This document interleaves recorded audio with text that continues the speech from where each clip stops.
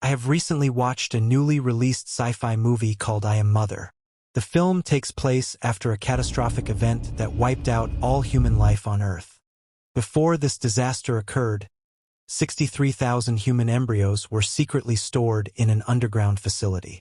A robot selects one of these embryos and begins to raise it as its own child. The main story of the movie is not exactly what I want to focus on.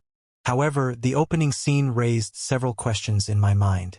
If babies were born in a completely isolated environment, away from the outside world, what kind of humans would they become in the future? If it were possible to raise these babies without ever meeting another human, how would they communicate with each other? What language would they speak? Of course, I am not the first person to ask these questions. Throughout history, similar experiments were carried out. In these experiments, babies were isolated from all human contact and prevented from hearing or seeing any form of language. These attempts are known as language deprivation experiments. The goal was to discover the origin of language, and on a deeper level to understand the foundations of human nature. Naturally, isolating babies in this way is completely unethical. Because of this, cultural historians such as Roger Shattuck preferred to call them forbidden experiments. The earliest recorded example comes from the historian Herodotus. Around 600 BC, the Egyptian pharaoh Psamtik I ordered 2 newborn babies to be taken from their families and given to a shepherd. The shepherd was strictly forbidden from speaking to the children. Despite this, the babies developed a language of their own. The first word they spoke was bekos. This word did not exist in Egyptian, but it meant bread in the Phrygian language. As a result, Egyptians at the time believed that the origin of their civilization and language was Phrygia. Nearly 1,800 years later, a similar experiment was carried out by Emperor Frederick II in the 13th century. Newborn babies were taken from their families and raised with minimal human contact. Their basic needs were met, but no one ever spoke to them. The question was simple. If a native language truly existed, which language would it be? Hebrew, Greek, Latin, and Arabic were all considered possibilities. These were the languages of sacred texts and ancient civilizations. Frederick II's true intention was to discover which language Adam and Eve spoke.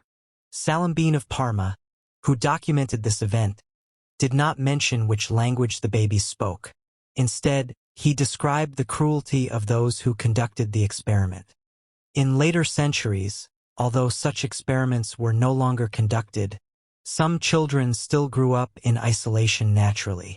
These so-called feral children grew up without human contact and never fully developed language skills. One example is Oksana, a girl found in Ukraine who grew up with dogs. She learned to communicate using behaviors similar to theirs. Children have also been found raised by sheep, cows, goats, bears, and even ostriches. Naturally, their behavior reflected the animals they lived with. Even after rejoining society, most of them were never able to fully develop language skills. There is also a form of isolation that is innate and unavoidable: deafness. In Nicaragua, deaf children who had never been taught sign language were brought together in a special school in the 1980s. Teachers tried to teach them sign language but failed. Instead, the children invented their own language. Linguists later discovered that this new language was complex, structured, and rich. This proved that spoken words are not essential for communication. Communication is a fundamental part of being human. We still do not know exactly how language first emerged, but we do know that sharing information is one of our deepest instincts. Perhaps, understanding humanity is not about isolating others, but isolating ourselves. As philosopher Immanuel Kant once said, language is the expression of thought. Thinking is the act of speaking to oneself, and that may be the highest form of language a human can ever build.